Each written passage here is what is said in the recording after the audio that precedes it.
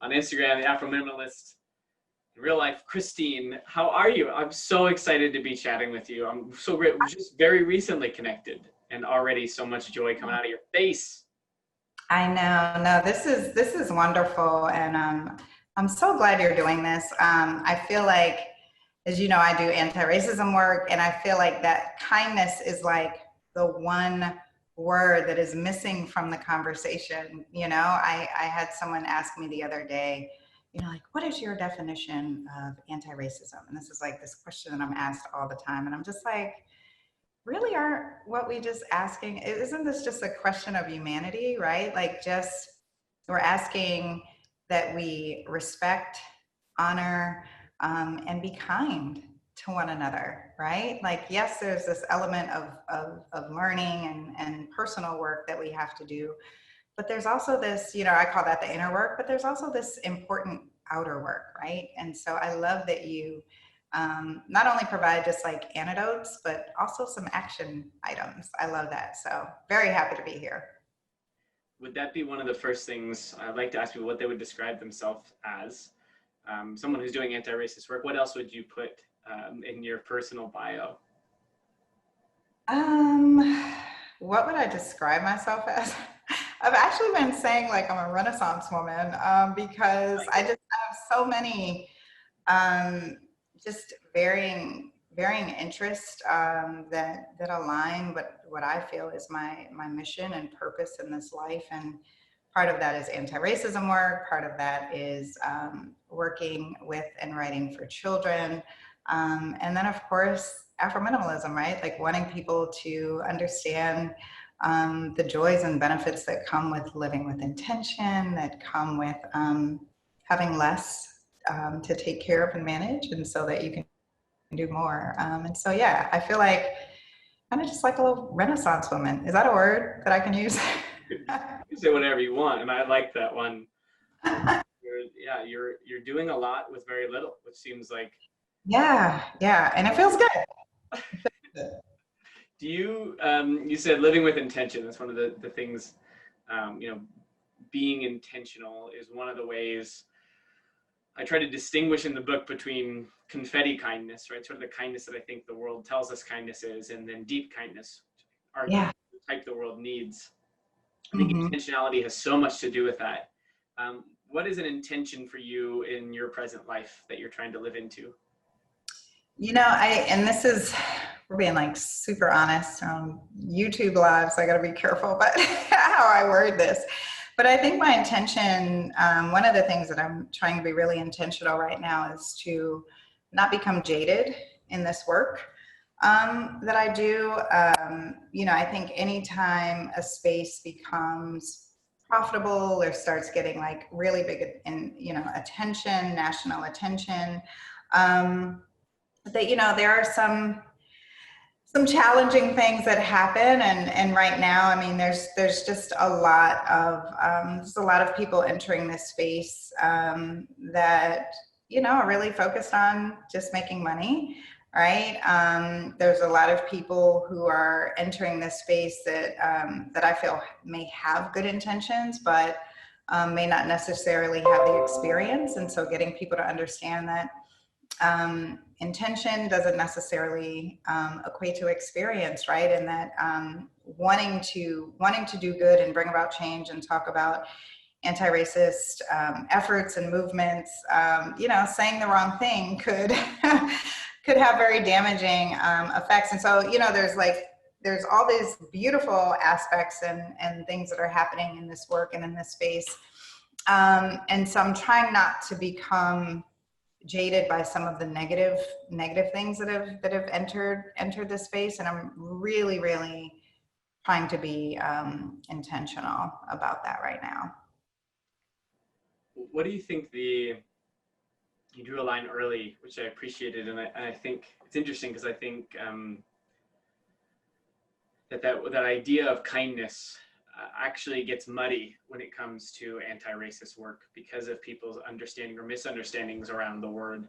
So how do you think about it, and how does it relate to a more just world? Yeah, I mean, I almost wish that we had a new word that was more simple. I think anytime race or racism, even if there's anti in front of it, like people are automatically like, I don't want to be associated with that in any way. And again, I mean, I think it's just this, you know, what we're really asking people to do is, you know, for me, I should say, it's being kind. It's and when I talk about being kind, it's also understanding that a lot of people are coming from this space of not knowing and of fear, right? And so extending folks some kindness and grace when they may ask questions that we think are like, how could you ask that, right? Or how could you not know? How could you not know that was racist, right? And so, like, really trying to meet people where they are, because I feel like that's the only way change is going to happen, right? So, like, understanding that everyone is not going to come from the space of having an academic background and having done scholarly research or even having experience in the field doing anti-racism work, but really they know intuitively that they need to change and that they want to change. And so kind of meeting those folks where they're at, and that requires extending a certain level of kindness and grace, right? And I know one of the past guests and speakers, you know, they were talking about just like how cruel people can be online, right? And I think that's one area that I feel like this work, it is attacked viciously, right? And so really, when you see things online or see people asking questions or see people, you know, making what we would call mistakes or, you know, asking something that we feel like everyone should know, just sort of being very kind and gracious, right? And that's something that I try and practice in my own online behavior, but really also calling people out sometimes, you know, and it doesn't have to be super public. It can also be a calling in, right? Maybe it's sending a DM and saying like, hey, you were pretty harsh on that person. I think that they were really just trying to ask a question about, you know, what do they do, right? Or what should they read? And it was just a very honest question. You didn't need to viciously attack them and say like, oh my goodness, like there are a million syllabi online. How dare you ask me what book you should, right? You know, like it just comes from this combative space. And I just really feel like this work really could benefit from more people being kind and gracious to one another and understanding that we're all learning, we're all at various places in our journey. One of the things that I like to say is like, I'm not a grown woman, right? Like I am a growing woman, right? And hopefully I'm always growing and may I always be growing, right? And so if we're always growing, like there's always new stuff for us to learn, right? So so yeah, that was a long-winded answer, but that's kind of how I feel about this. That's what I want. I don't want the sound bites. I want to dig in. And I love that between grown, whatever you identify with, and growing. My friend Dexter says we're not human beings, we're human becomings. I love that. Love we're that. always on our way. Yeah. You talk, Christine, about kindness, and that's in particularly this sort of work. The way I was interpreting you talk about it was very much that receiving end of kindness, which is to say, which I think plays a huge role. Am I willing to give someone grace or space to recognize where they're at in the process? Can I, instead of calling them out, how do I call them in with patience and generosity? What is the, I believe there's another side, which is the proactive, the tenacious, the fierce, the sort of the champion piece of kindness when it comes to anti-racist work. Could you talk about that? You know, the distinction between like ally or accomplice or an activist or someone who's just sort of like in the wings. What are the degrees that you see people engage with this work at, and what does it look like to be sort of that more proactively kind? Yeah, you know, it's interesting. I feel like most people, or I shouldn't say most, some people are operating as activists and advocates and they don't even know it, right? So I like to tell people all the time, it doesn't, you know, you don't need a blue check by your name, right? You don't need this huge following. Like that work can begin right in your own home, and almost that's almost where it should start, right? And to me, that's part of like being proactive in this work, like starting in your home and then starting in your community, almost like that idea that you can't you can't save the world before before you take care of home, right? And I think when people approach the work in that way, and this, this idea of, I guess, what we would say, starting small, right? That there's so much impact there, right? There's so much more impact in you raising your children to see the world through an anti-racist lens than posting a graphic that you hope will be liked and shared, right?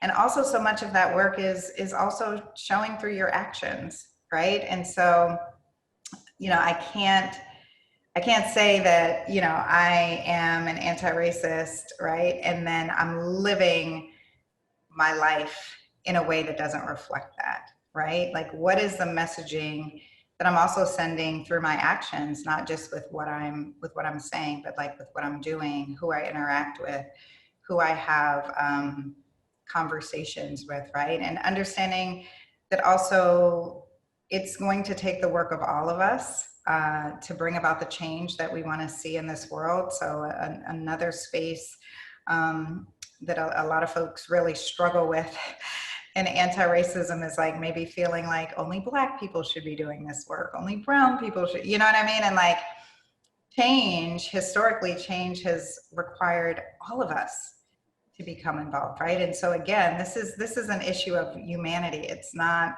some, I don't know, some siloed sort of thing, right? Like this is something that we should all be actively working towards, right? And again, it's not just in the inner work that we do, but also the outer work, what we're putting out into the world, what we're putting out into the universe, what we're sharing online, who we're in conversation with, right? Like all of these things are contributing factors, in my opinion, to being proactive in this space. Yeah, you don't, if you have a broken leg, you don't go to someone else with a broken leg to heal you. You go to someone who has the tools to, and I feel like that is the context of the current reality of the world. It is on all of us, right, to be to come alongside each other and to offer healing, and especially those who are in positions of power or influence. That it is really, the onus is on us, not the people actively in pain, but the people who have privilege or power to to help, right? To help bandage up the leg, to help, maybe get them to the doctor. Like we all have these different roles that we can play. And, I feel like I love that example is that, if you've had your leg broken before, right, and now you're healed, sharing your story, sharing your testimony, sharing what you've learned, right? Like all of these things are also part of being proactive, because none of us just arrived knowing, right? Knowing what to do, knowing what to say, knowing what not to say, right? And so again, learning from people who have come before you and experienced different things, made mistakes, how they recovered from those mistakes, what they're doing. Like there's so much power in our personal stories. And so I feel like that's also part of being proactive, is like share your personal story if you think it may help someone, even if it's embarrassing, right? Even if it's uncomfortable, right? I think it's very important. There's just such power in our personal narratives, and I have just seen that time and time again. So I don't know if you got a chance to watch Brad Montague earlier, but in his book and what I've heard him talk about, there's this beautiful example. This cultural anthropologist was asked the question, how do we know when civilization begins? Her answer was, when you see a broken femur that's been healed, because it is an indication that, contrary to all of our programming, which is survival in nature, we would never, the instinct in all of us is to not go back and help those who have a broken leg, because we have our own destination to get to, our own food to find. But compassion, right, which is the willingness to go back to help heal that broken leg, is the sign of true civilization. So it feels like we have some broken legs to heal. And it feels like in some ways it starts really young. Christine, you said, you write all sorts of things, but children's books among them. What would be the one thing that you hope to teach young people about kindness? Oh my goodness. I love working with young people. First of all, not to say that adults are lost causes, but it's so funny the way that young people just lean in to this work and learning, right? I like to use the example like when I give workshops or trainings, because I also do trainings for the Anti-Defamation League. They have a No Place for Hate initiative for young people in schools. And, you know, young people just lean in. What do I need to do? How do I do it? Tell me, right? And when I work with adults, I can give like the same, I can start with the same set of questions or scenarios, and there's like a hand that goes up and they're like, but what if? But how about? But maybe, right? And you know, like young people are just like, I get it. I don't know what I was doing, or whatever I was doing was wrong. Tell me what to do right. And so I love working with young people and, you know, really getting them to, for me, it's teaching young people the history of race and racism in this country, but also encouraging them and reminding them that like they are the next generation that will lead the change that we hope to see in this world. And so equipping with them with the skills, the tools to do that, having them feel empowered, right? Yeah, young people are amazing, and I'm always so encouraged after I finish any sort of, whether it's either reading or writing a book to young people or having a workshop or training, like they just lean in and they get it. And you know, often too, I think what's great about young people is they allow us to see the things that are silly, right? Or I don't want to say silly. It's almost like, I'll say this, for example, a lot of young people really struggle with the fact that we are still fighting over the color of our skin, right? They're like, we're in the midst of like also an environmental revolution, right? Like, how are we still talking about our skin color when there's 50 years of topsoil left, right? Like they just think, you know, I have young people that are just like, adults are ridiculous, right? So they're like, we've moved beyond, we get it. Like we're all about diversity, we're all about inclusion, we're all about equity. Okay, like how can we save the planet, right? Like they're just in such a different space. And so yeah, I love working with young people, and I think we can learn a lot from them. They're very inspiring, very encouraging, and yeah, I think that they are really going to, I think they're really going to bring about the change we want to see in this world. So If we equip them well and role model well, absolutely. we do. And I mean, they almost, I think children almost lead from this place of kindness mostly, right? Especially as the younger they are.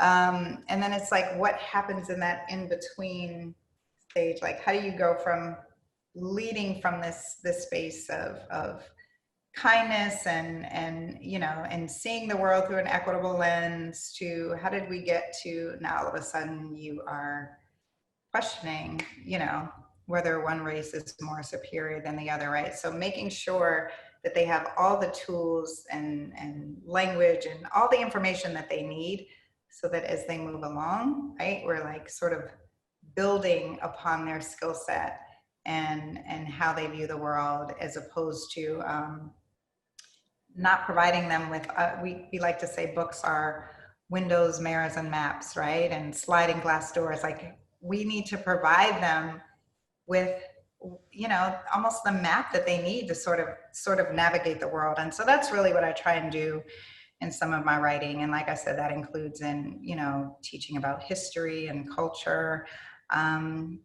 and feelings and emotions, right? Which we struggle with talking about with children, right? Like you're just supposed to be happy all the time. You're a kid, right? But kids have feelings and emotions too. And so again, just trying to equip them with, again, just a nice toolkit And in that toolkit, tucking in kindness. I will make sure to pull some anecdotes from your book for that and action items. So yeah. Thank you, Christine. Well, it's time. It's that time for some quick questions. You ready? I know. I know. We're going to fill in some blanks here. A synonym for kindness is blank. Another word for kindness is blank. Another word for kindness is compassion. The opposite of kindness is blank. Nastiness. I don't know. The tone helps too. The kind of kindness the world needs is. I would say unapologetic kindness. Here's a deep kindness challenge for you. Uh-oh. Who do you know that is putting in the work to create a more equitable world? So who comes to mind right away? And then here is the prompt. If you can see it on the screen, you're just going to fill in these blanks to get some kindness. Yes, you know, I'm going to have to go with my colleague, Malini Raghunathan.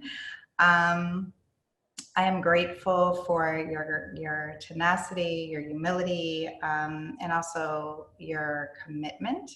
I've learned about focus. I've learned about intentionality, just watching you do your work, and I am grateful for advocates like you. Christine, what a pleasure. As people in the chat are saying, you are a delight.